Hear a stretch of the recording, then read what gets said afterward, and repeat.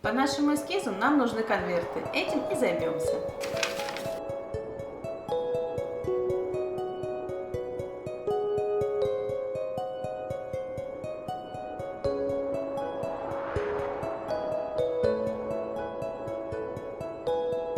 Сделаем вот такое вот письмо к Деду Морозу. Для этого смешиваем кофе и чай и заливаем водой.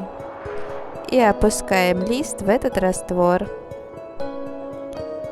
Добавляем брызги этим же раствором и украшаем камин.